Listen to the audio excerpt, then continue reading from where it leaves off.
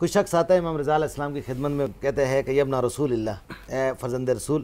ان الناس یروون ان رسول اللہ قال، لوگ روایت کرتے ہیں کہ رسالت مآب نے فرمایا ان اللہ خلق آدم علی صورتہ، اللہ تعالیٰ نے آدم کو اپنی صورت پر خلق پیدا کیا۔ اب یہ حدیث لے کے آتے ہیں، اور اس سے پیچھے حدیث کا پورا تتمہ ہے کہ ایک شخص دوسرے شخص کو مار رہا تھا، رسالت مآب پاس سے گزرے تو انہوں نے کہا کہ اے شخص اس کو نہ مارو اس کو، اور پھر اس کو سب و شتم نہ کرو۔ وہ تعبیر ہے وہاں پر کہتے ہیں کہ قال سمع النبی رجلا یقول لرجل، ہاں قبح اللہ وجہک، ایک شخص دوسرے کہہ رہا تھا ووجہ من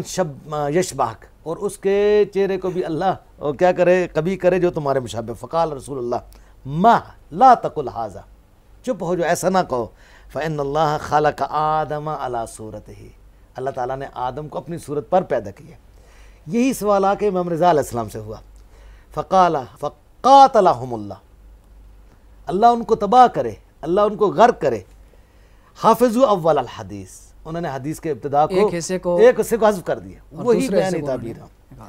ان رسول اللہ مر برجلین یتسابان، دو لوگوں کے پاس سے گزرے جو ایک دوسرے کو سب کر رہے تھے، فسمع، پس رسالت مآب نے سنا، احدہما یقول لصاحبہ، ایک دوسرے سے کہہ رہا تھا قبح اللہ وجہک ووجہ من یشبہک، اللہ تمہارے چہرے کو جو تمہارے مشابہ ہے اس کو کبھی کرے۔ فقال رسول یا عبداللہ لا تقل ھذا لاخیک، اپنے دوست کو ایسے نہ کہو، فإن اللہ عز وجل خلق آدم علی صورتہ،